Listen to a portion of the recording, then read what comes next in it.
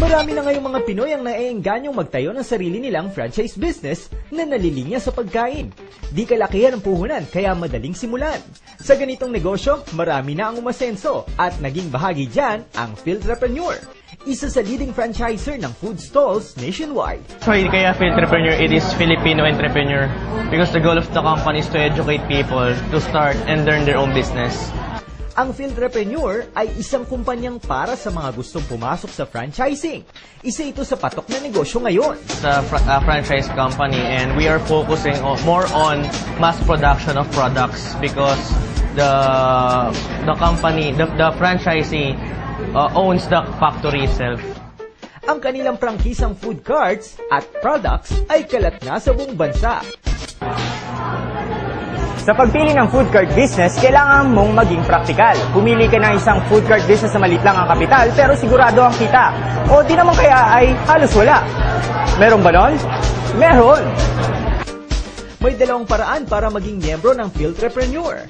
Una, maging isang franchisee. Meron kaming Pinoy Pao, Stir Fry Noodles, and Jopay Siomai, Josh Shawarma. Meron tayong bago ngayon yung Icy Pink, which is the scramble. So, mabili siya ngayon kasi season. Ang pinaka-best seller namin ngayon is yung Pinoy Pao and the O Noodles.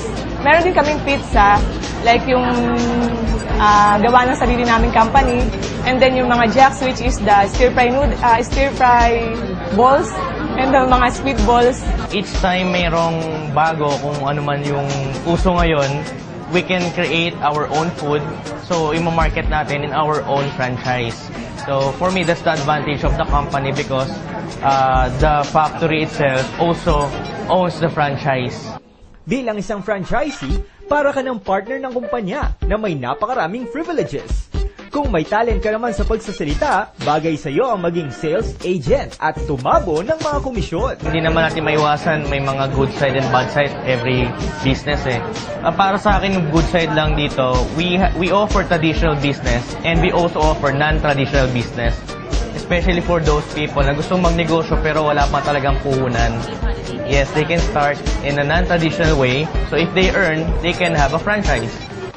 Di lang sumentro sa food business, nag-venture out din sila sa iba pang mga produkto na malaki rin ang potensyal sa market. Bukod sa food cart, meron din kaming kinikater like yung mga wellness products. Pero yun naman yung secondary namin.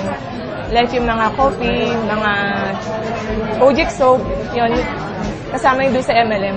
So once na nag-franchise kayo, kasama na sa package yung loading business. Napakahilig ng Pinoy sa pagkain, kaya ang Philtrepreneur ay laging gumagawa ng mga pagkaing siguradong papasa sa panlasang Pilipino. We invite everyone to visit our office. We are located here in 33, letter E, Annapolis Street, Green Hills, San Juan. And you can also visit